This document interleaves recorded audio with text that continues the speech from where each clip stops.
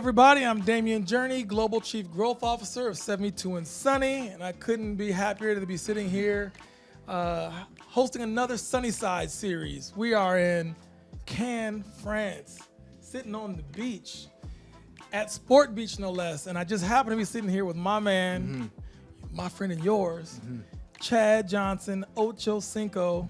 Welcome to the set, bro. You know what? I'm glad to be on the set. I'm glad to be at the house. Because if it wasn't for you, if it wasn't for Cannes or being able to be here, I'd be in the house of gaming. You've been house gaming? I'd be in the house gaming. And I've been here once. Okay. I came to Nice to watch a friend of mine play not long ago, Mario Balotelli. Okay. He played for Nice. And I've obviously been a fan of AS Cannes, which is a soccer team here, lower division.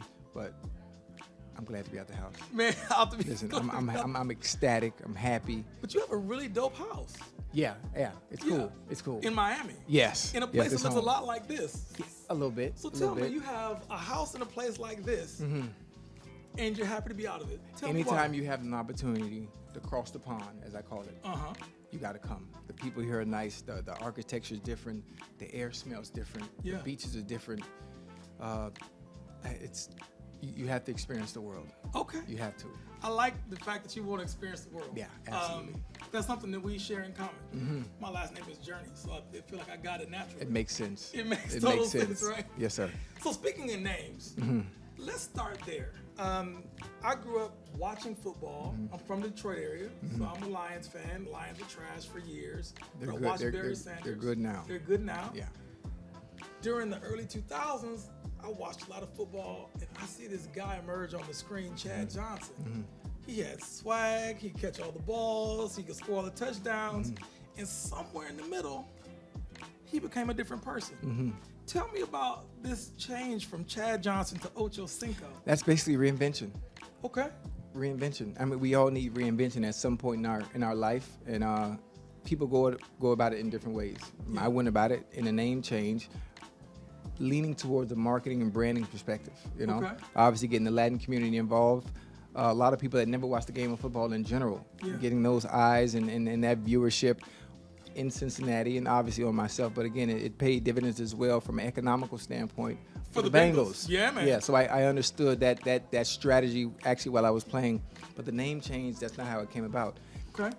2007, we were playing the Atlanta Falcons. Carson Palmer. In Atlanta, or were you up in No, we were in Cincinnati. Okay. Carson Palmer at the time said, you know, it would be funny, changing your last name, putting Ochocinco over your jersey, over the nameplate, because it was Spanish Heritage Month in the NFL. Oh, okay. That's where the idea came from. That's where the idea came from. And it obviously turned into what it did now, but it really came from the NFL fining me $50,000 for altering the NFL uniform in pregame warm-up by having the nameplate on my jersey, which I took off before kickoff.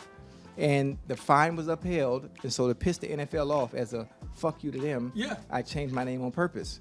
Now put it on all my jerseys. Now you have to. Now you have to, and that is how Ocho Cinco came about. I love that story. I was in Cincinnati. I'm from Michigan. I lived around lots of places. I lived in Cincinnati during this time. So I was watching, I had cable, basic cable. So what was on CBS is what was on, and that was the Bengals. So I watched you a lot living in Cincinnati, and I know the impact you had there. Yes, sir. What I think is interesting is this question of identity. You were able to craft your own identity, which was frowned upon at the time. That's exactly where I want to go. Yes. I'll go back 30 seconds to a guy by the name Lou Alcindor, who played basketball in the 60s. He was dunking on fools and winning games. They outlawed dunking. They said, this is an expression you can't give. You were in a league at the time that was outlawing dancing. You know who was really good dancing in the end zone? Yes. Chad Johnson. They outlawed that. Yeah. They had an issue with your name. Tell me what it felt to be in a league at that time that the world loved, but you weren't allowed to really be your true self. I mean, the NFL in general is all about control. Okay. You're in a structured environment. We make millions and millions of dollars. But the NFL is going to show, listen, regardless of what you make, we're still going to show that we are in control of you guys in general. Okay. And so I felt the game that I played as a little kid since 4 years old It's supposed to be played with fun, with Supposed to be excitement, being joyful. And they didn't see that as the way the game should be played. Okay, now that you've gotten to this level, we want you to change who you are. We want you to be a robot. We want you to be politically correct. And that just wasn't me. And I chose not to conform to that. Now, one way that the NFL or any entity in general keeps players that are paid millions of dollars in control is you take their money. We can keep you in line because we'll take what we think you value most. Yeah, for those that value the money for it, it's great to make it, but that's not why I'm here. Okay. That's not. So they continue to take, and the more that they took, the more I kept having fun. Yeah. And I just refused to change. I refused to conform because this is the way. This is the entertainment business. Right. And I understood that. How are you an entertainment business and you don't understand your own model? It's interesting. It's an entertainment sport. You were a pioneer in allowing athletes to be who they are and to market themselves. Yes. You marketed Ocho Cinco long before others were able to market themselves. Right. And there's no social media back then. And there was no social media back So then. the NFL and the media controlled all marketing aspects, all individualism. They controlled it. So I took it upon myself to do exactly what you were doing, but just do it my way. Yeah. While doing it at a high level at what you're paying me to do, though. Yeah, a two-time Pro Bowler, back-to-back. Six times. Sorry, six Yeah, times. 6 times. I was thinking two-time first team, All-Pro. six-time All-Pro. Yes. You, Bengals leading receiver. Catches, touchdowns. Catches, yes. touchdowns. So you were crushing the game. Yes, sir. While also saying, well, I can be who I am because I'm actually delivering on the field, which is what you actually pay me to do. Exactly. I can create the brand that I want for me. And by putting my name on, like changing my name, you're forced to put my new brand on my back. Exactly. It was a brilliant move. Yeah. And I know it made a whole bunch of folks in the league mad. It made it mad, but the fandom in general, it grew.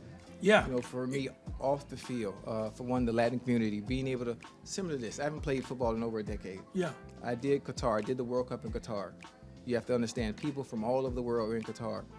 They don't watch American football. Right. Everybody knew who Ocho was. Everybody knew who Ocho was. Talk about, real quick, soccer. You're a big fan. Why? Huge. How? Tell me more Huge. about Always that been real a fan quick. of soccer since the 80s. Obviously, it started with my grandfather, who was Bahamian at the Okay. He was Bahamian, and he was always watching a soccer team. I didn't know who it was, but I continued to hear the name Maradona. Okay. Maradona. Over and over and over. And at that point, I come to understand who Maradona was. Yeah. And just watching it on TV, I wanted to play. Yeah. You got to think Miami, Liberty City in the 80s. There's no resources. There's no damn soccer. Right. Let alone. And so I had always grown fond of the beautiful game. Yeah. And always wanting to play it, but never having the chance to do so. But after falling in love with it, obviously as a little kid, football was my way out. But that love for the beautiful game always stayed, and still to this day, it's a passion of mine, even more than football. Yeah, you played semi-pro. Yeah, I soccer played before, semi-pro, right? Boca Raton FC.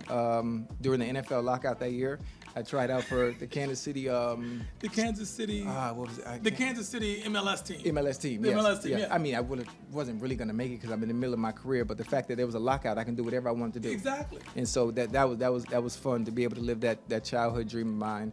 And outside of that, the game of soccer, I can talk as if I played it for years. I love that because you know the World Cup is coming to the United Yes, States. yes. So you've had a chance to call some games. Yes. Hopefully you'll get a chance to be one of the featured personalities I'm as the World Cup comes to the U.S. Yeah, I'm hoping so. I'm one of the few who've been an avid supporter of the beautiful game for a very long time in the States. Not very many, still to this day. It's getting big. It's getting there. But I've been one of the first always on that train of how great the game is and how the presence of it needs to be formulated more in the States. Okay.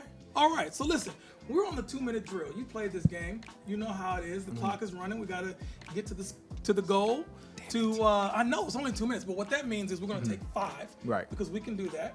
We're not constrained and bound. What I'm going to say is, first of all, you're dripped out really nice. Yeah, drip. I No, see this all the is ice. this is Zara. Oh, no, I'm talking about the neckwear. Okay, now this is real. That is real. Yeah, finally, yeah. That's One, really one, nice. one of the few purchases I've ever made. One of the few purchases. Yeah. Okay, so I just want to say that last year I was interviewing my man Justin Jefferson. Oh, that's my guy. Reminds me a lot of you. We're sitting here just like this. I'm like, man, you got beautiful drip on. I wish I had some. You know what he did? What do you? He took his off and put it around my neck. Yeah. Yeah, he did. Yeah, but I don't. It says Ocho and Cinco on it. Yeah. So it wouldn't really fit Yeah. around you. I'm a 5-time fan though, so that Right. counts as a Cinco for sure. We live about 8 hours apart from each other. Right, That's right, Ocho. right. I got you. Okay. I got you. All right. Well, I gave it back to him at the end. did? Because his bouncer dude was like, that ice is Yeah. not yours, bro. Yeah, I got you. No, I got So it was a cool experience. I get you one though. Is that a promise? Yeah, that's a promise, definitely. Okay. I can get you one. Dude, Absolutely. that will change my whole life. I got you. You know, 'cause I'm not Ocho. Because you Cinco though. I'm Cinco though. I like that. Okay, so very important. One of the things that you love, and I have a passion. I'm learning. I'm not as smart at this as you Yes. are. Is cigars. Oh my, that's my only vice. So talk. That's your my only vice. I've never had drink? alcohol. You never had alcohol. Never had weed. No drugs. Well, Tylenol. Does that count? Nope. That doesn't do it? count. But I'm an avid cigar smoker since 1991. Okay, since tell me more about cigars. I come from the hood. I can say that. Yeah, man. You know, the trenches, Miami? or whatever you want to call it. In Miami, in Liberty City. I'm from Flint, Michigan. I understand. Okay, so you totally understand. I totally understand. I always wanted to escaped. fit in. When you're young, you don't have any identity. So I see what everyone else is doing, and I want to be a part of that. There's no way in hell I'm walking in my grandma's house smelling like weed. It ain't happening. No, she would. Man, She would kill what? you. I wouldn't have nowhere to go. Nowhere to go. Nowhere to go. Yeah, facts. So I said, you know what? Remember watching the show Jake and the Fat Man? Remember Jake and the Fat Yeah, Man? man. Yes, I Big do. bulldog. Yeah. Always had a cigar. I was like, you know what? I watched Columbo.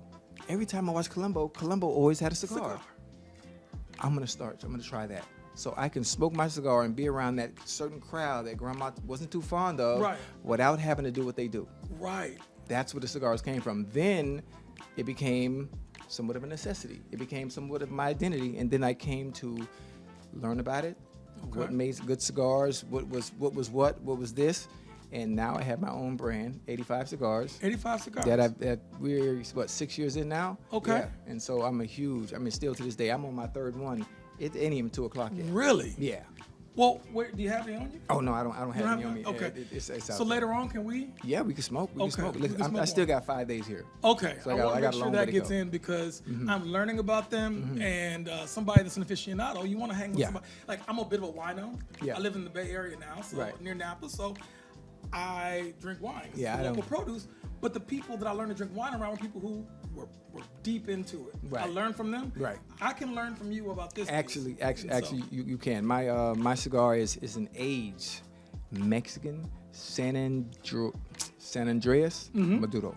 Okay. And the filler that I use is Honduran and Nicaraguan. Okay. You're gonna enjoy it. You're gonna like it. I'm looking forward to it. That Absolutely. sounds like a lot of fun. Yeah, it will be. A lot of It will be. To pair with your wine, I don't drink, but anytime I drink, I have a latte, cafe con leche, or some Starbucks. Oh man, that Yeah, sounds that's excellent.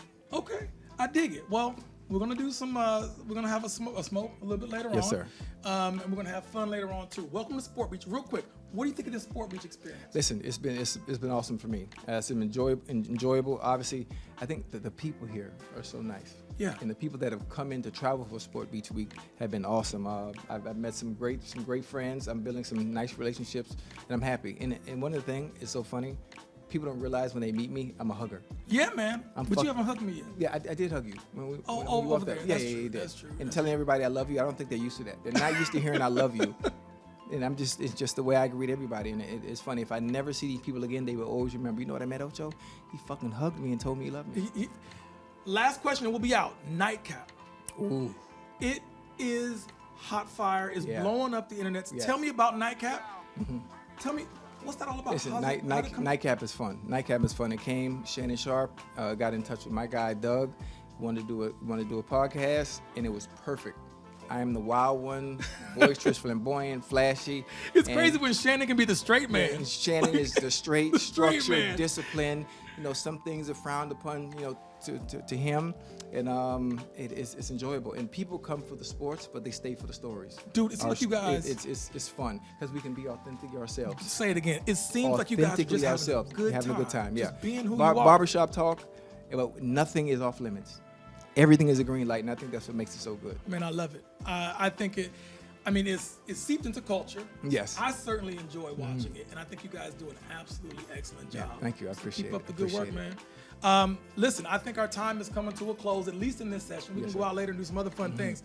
But for those of you out there, thanks so much for tuning in to this Sunnyside series here at Sport Beach. On behalf of myself, Damian Journey, and my guy, Ocho Cinco, thanks for being here. See you soon. I fucking love you.